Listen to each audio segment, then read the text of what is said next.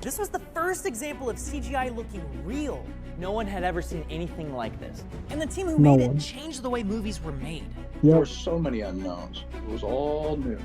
35 years later, there are ways I think that we can do this. So we're gonna take you guys on a journey to see if we can recreate this effect using modern technology. Yeah, so I actually did end up showing this. I think you could probably do it, but not exactly. No! Oh. Okay, have you ever seen The Abyss? I have never seen The Abyss. Well, first thing to know is that it's actually pronounced The Abbeys. Okay, I believe you. Yes, good. This movie came out in 1989. Wait, 1989? That was when this movie came out. Oh, so this was 2 years before I was alive. I want all of you watching right now to pretend with us that it's 1989. The only thing we know about this movie is that it's made by a dude who's done Terminator, Aliens, some pretty cool movies, and you've never seen anything called CGI before. Fuck is CGI? Oh, there it is. Whoa, and it's on the surface of real water. That's ambitious right out the gate. Clever little POV here. Just distort the image a little bit. 2D warping, alien. Great call.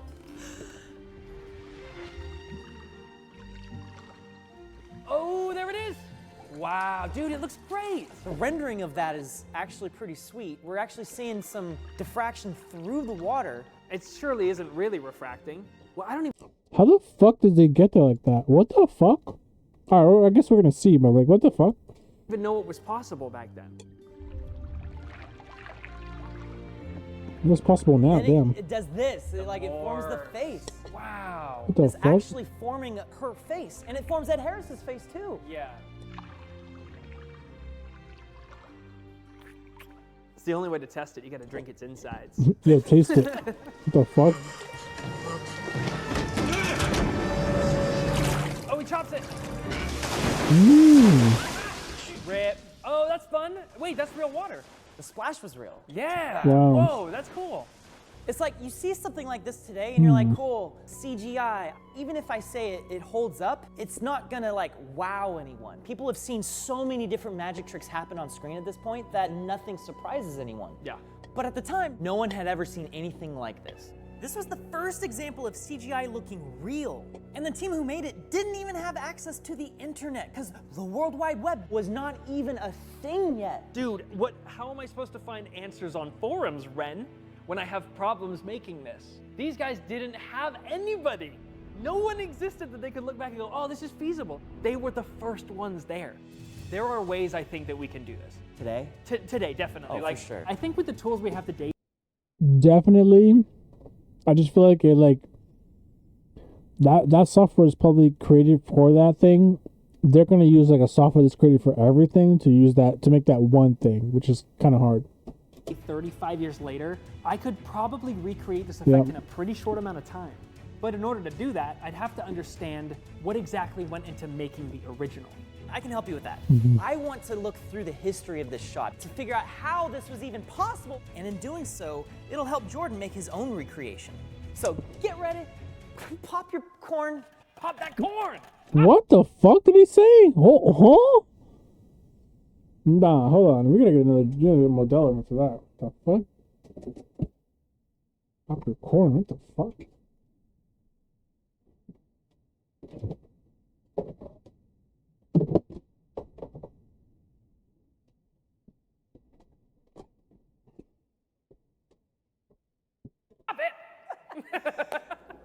The only thing left to do is dive deep into the history of the Abyss. Deep. So I've poured over interviews and behind the scenes to get an overview of what went into this pseudopod sequence. It took ILM about 7 months to create 75 seconds worth of pseudopod. Wow. Or as the team used to call it. Yeah, I think we called it the water weenie, I think, at one point, you know. Yo, you calling some shit the water weenie? Get the fuck out of here. That's some crackhead shit. No. You're looking at a phallus.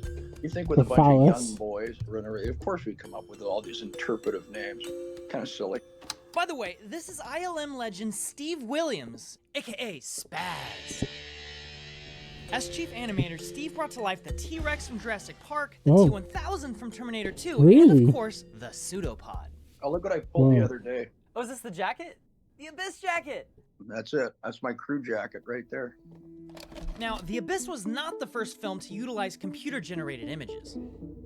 7 years prior, in 1982, there was Tron, and then in 1985, there was awesome. The Stained Glass Man from Young Sherlock, which we've made an entire video about. Oh my god. I feel perfectly safe in my gear. These films were important landmarks, but the imagery was stylized rather than photoreal. But George Lucas believed that his company, Industrial Light and Magic, could use computers to change the way movies were made. And so he tasked ILM veteran Dennis Muren with finding a project that could prove his theory. So when James Cameron approached ILM about bringing to life... Oh, shit. They said James Cameron, and James Cameron went...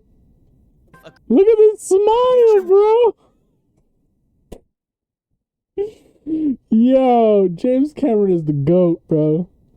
He will make anything hardcore CGI, bro. Hard fucking core. Damn. Made of water for his new film called The Abyss, Muren leaped at the chance. You know, Cameron, he really is the revolutionary when it comes to this stuff. When he had written the first Terminator, he actually wanted to do something like that in the first film, but it was impossible. When Abyss comes around, right, of course, he has this one specific scene. There was really no technical way to do it.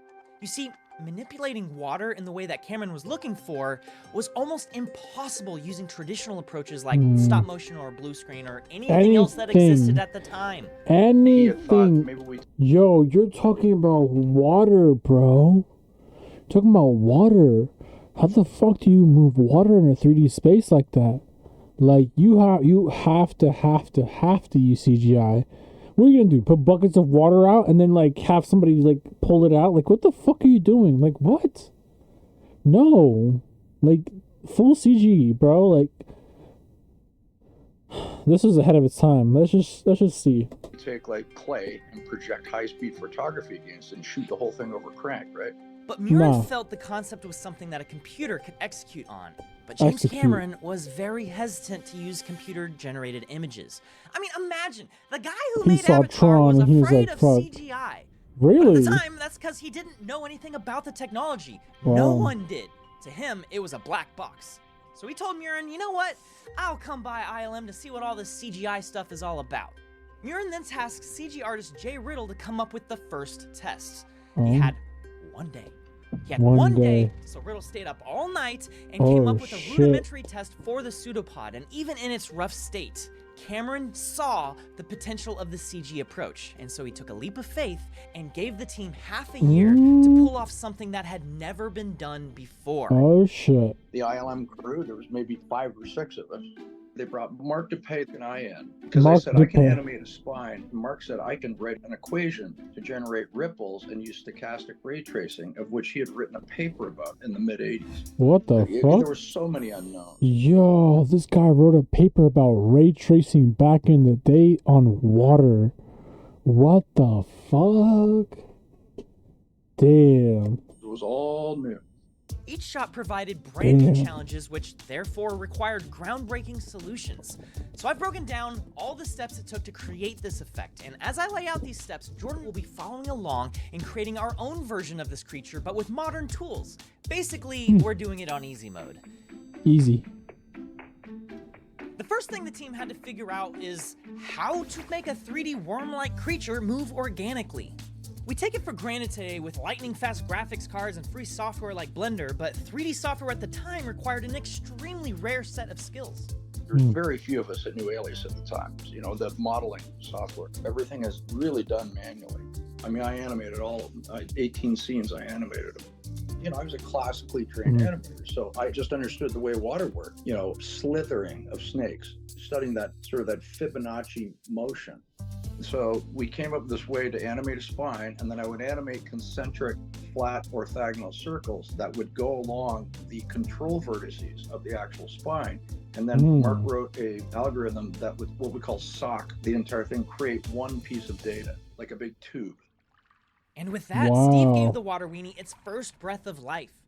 But with tools we have today, you don't have to be a highly trained animator to make something that moves organically. How would we build a water worm today. Thank God I don't have to code anything from the ground up. I can take Steve and Mark's overall process and reverse engineer it with nodes inside of Houdini. So we just need to think, what are the nodes that we can use in conjunction with one another to create a water weenie that will satisfy the masses? And the first step is to create an organic shape. We need something undulating, you know, something nice and wet. Now that we have this line drawn, we need some width to the actual worm itself, and we need to be able to control that, right? And we can do that by setting the width at each point along our curve, and then extruding based on that width. As you can see, as I pull it, we can actually change what parts of the body are the thickest and what are the thinnest, the curvature of the head. So essentially what we have here is we have our worm's overall shape, but the actual animation itself. If you look in the original, the body kind of just follows. As it grows, the body remains where it previously was. It's all following that same path. And so what I want to do is called a carve. Essentially, cut my curve and just animate it to go on. So it looks like it's moving, but what it's really doing is the width is growing along the length of the curve over time, giving this very nice, organic, natural feel that I feel is pretty true to Steve's animation. Now, this mesh alone looks just like a big balloon animal, and to have the properties of water, it needs to ripple. It needs to ripple. This was, of course, no simple task in the late 80s, because it required custom software written by Mark Pay to procedurally generate large and small waves across the entire surface of this mesh. We laid points on the actual high-resolution data. And then we create these sine wave waves over the surface, and they'd all collide with one another to create that rippling effect, which is all done in code at that point, because you cannot display any of this stuff. That was a precursor to what we had done with polymimetic alloy in Terminator 2. Side note, we made a whole video about that. These ripples are something that, today, you don't need to be a coder to achieve. So, ripples. Clearly a challenge back then, but today it is so much simpler, because at the end of the day, all we want to do is apply noise to the body of this worm. Basically, randomness, right? There's randomness all around us in nature, especially in water. We start with a very smooth shape, and we add noise to the body, and then animate that noise moving down the body to give the illusion of ripples without actually having to do any sort of simulation or anything too computationally intense. It's an easy hack to implement today, but achieves a similar effect to the original. You see, it looks like too many ripples. Now, it would have been easy for James Cameron to stop here, but of course, he always pushes the visual concept beyond your expectations. When the pseudopod approaches the two main characters, their faces emerge from its watery form. To achieve this, ILM used a proprietary laser scanning apparatus developed by Cyberware Laboratories in order to capture the expressions of the two actors, Ed Harris and Mary Mastrantonio. What the fuck? Actors, Ed Harris and Mary Mastrantonio. Mary Elizabeth Mastrantonio. Mastrantonio. What the fuck? I'm so sorry. Bro. Her name takes up the entire line. In order to capture the expressions of the two actors, Ed Harris and Mary Mastrantonio, as 3D geometry. Then, using the different 3D faces as sort of like keyframes, a program was developed to morph the points on one face to the position of the points on the other face. So these interpolated frames created the illusion of the face actually moving. It's pretty clever. So for the movie, they use these expensive laser scanners to actually scan in the actors' faces, but these days we just got these iPhones that have LiDAR scanners built into the fucking apps on both phones, sides. like Polycam. Incredible for what we're gonna do here. So I'm literally just gonna take a bunch of pictures, then the app is gonna do all the work for me, and at the end of it, we'll have 3D versions of my head and Jordan's head. Whatever expression we make is gonna get baked into that scan, and that's what the water weenie is gonna look like. Water weenie. This is big time, you know? How do I want my water weenie to look on camera?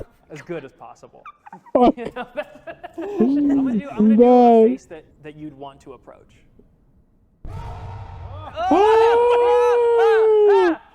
Now that we have our Polycam scan, all we gotta do is import it and slap it on the end of our tube. We can blend from anything to anything. We have total freedom. Look, we can blend from Ren's face to my face. Look at that, those two scans just blending perfectly from one to another. Super, super simple. I mean, shoot, if we want to get really crazy, we can do anything we want. We're free. What's the first thing I do with my freedom? pig. What? One little slider. That's all it takes. I mean, you have total flexibility here. You can blend from one person's face to another or one person's face to a pig. Everyone's dream come true. Okay, so we have the pseudopod ready to place into the footage, but now we have to make it look like it actually belongs there. You see, water both refracts light and reflects it as well. Of course, you can see my hand through the water, but it's all distorted. And even when I put it inside the light, you can kind of see the caustics up on the wall from the light bending through the water. But another thing is that it's actually reflecting off of the surface of water as well. It's fucking another ridiculous. phenomenon in addition to the refraction that combined makes water look like water.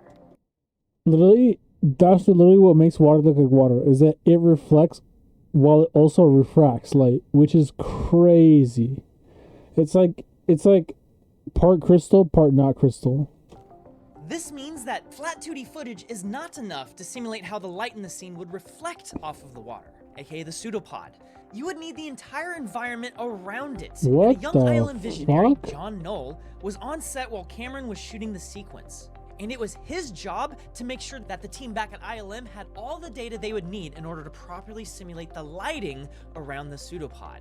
Knoll took photos of every corner of the set with the intent of using these images to drive the reflections on top of the pseudopod. This was a challenge because only parts of the set were lit for any given take.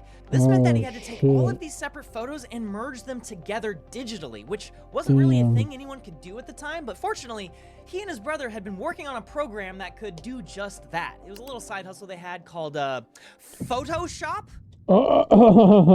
Excuse me? Yo. Okay. You know?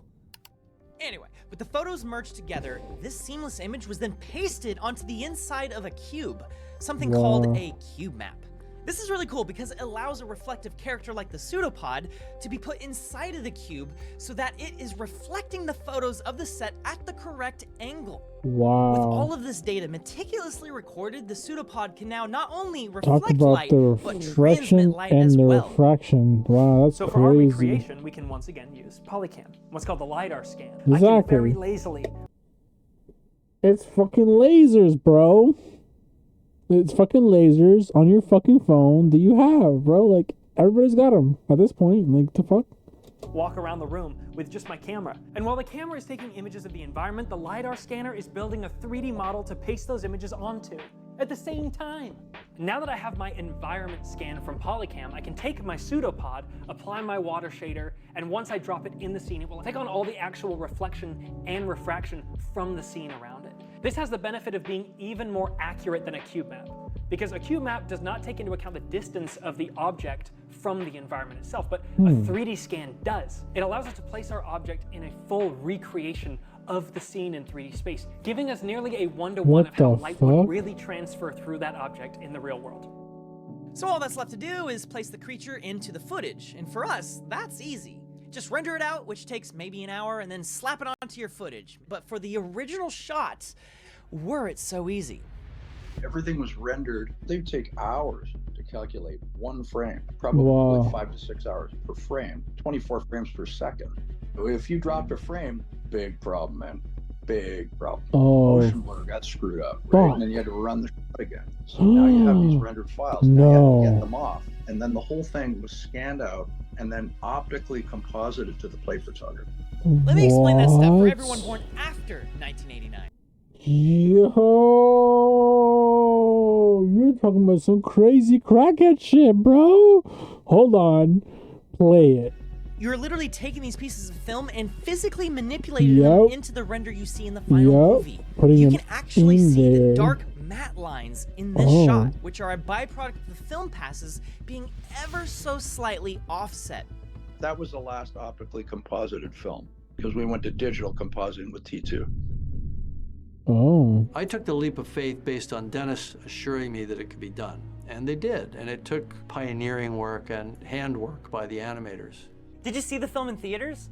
Yeah, I think people were pretty freaked out. I mean, they didn't really know what they were seeing because there was no point of reference really for animated alive water, whereas you have point of reference for animals or a walking human. And we got it pretty good. It wasn't. I still see problems, but you know. It's pretty mind-melting to think they had to do that. We're spoiled today. Yep. These shots, they never leave my computer. this is it for me. I hit render, and once the render's done, throw it in a nuke, composite it together real quick, and we have a finished shot. No pain, no agony. I'm really grateful that we have the tools we have today. Wow. If I was alive back then and it was that hard, I genuinely don't think I would have gotten into visual effects. Respect to the minds. We salute you. And that's pretty much, yeah, the long and short of it, so. Respect to the motherfuckers that did that shit back in the day, because this shit's so motherfucking hard. Like it was so hard back in the day that we got it so easy, it's ridiculous. Like, I go into Photopea, like a free Photoshop, like, you know, on the browser, and it's like crazy. It's like, what the fuck? I have all these tools for free. Like, what the fuck? But then, like, they had to code the motherfucking program that did the shit that I do on, like, Photoshop. Get the fuck out of here. That's crazy. Maybe we take a quick time out there because my bladder is full and it's time to water my weenie. So, sorry, what? That was disgusting. Oh, should have taped that down.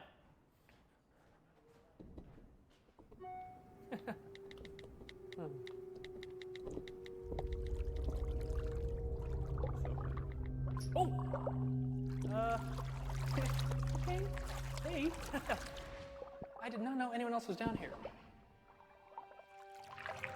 Oh, hey, Ren. You're pretty good at that. That's crazy. Do me. Wow.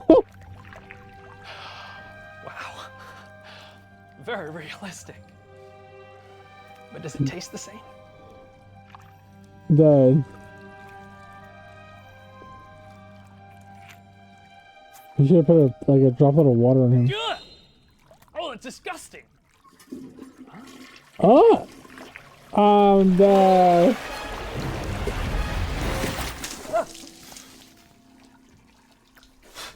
It was from the toilet. Yo!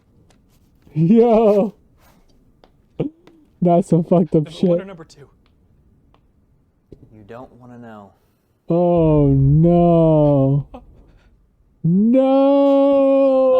It's 2. Oh my god! Yo! Yeah, it's 2. What the fuck? Yo! This looks really good. Like, I'm actually really impressed with how well it came out. I'm it's basically so just you dead. and Dean doing all of this just yourselves, and it took you like maybe a week? Yeah, it took about 4.5 days.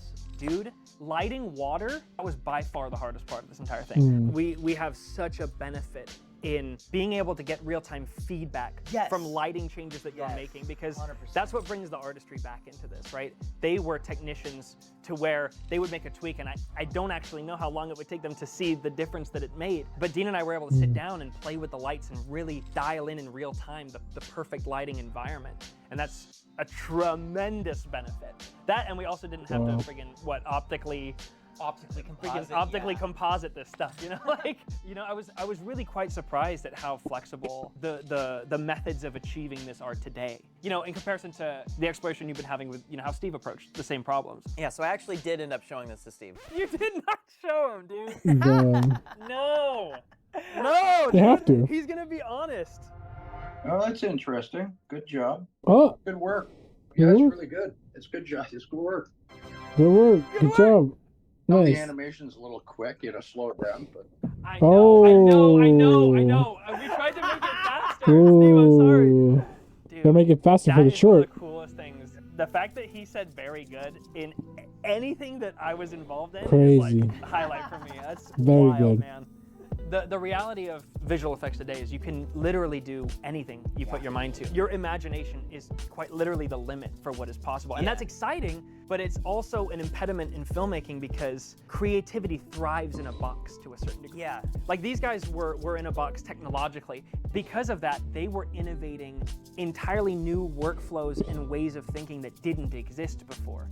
Only because That's they were met with the crazy. challenge of that box wall, right? They were in a box, and they innovated their way out of it and expanded it for all of us. And I think that's why it's important to look back in history and say, okay, how were they approaching situations? So tactfully, so carefully, and the result is a product that 35 years later is still a timeless example of visual effects working Crazy. well. I love doing these kinds of videos. I love the exploration of the history, because there's all these movies that had to require like innovative solutions in order to get the job done. If you got any suggestions for more movies we can take a historical deep dive into, I would love to maybe explore some of those. In the meantime, we've done several of these videos already. We've done T2, Stained Glass Man. I think they're really interesting, and you might like them as well. So thanks for watching, and Jordan, hell yeah, you killed it. Woo!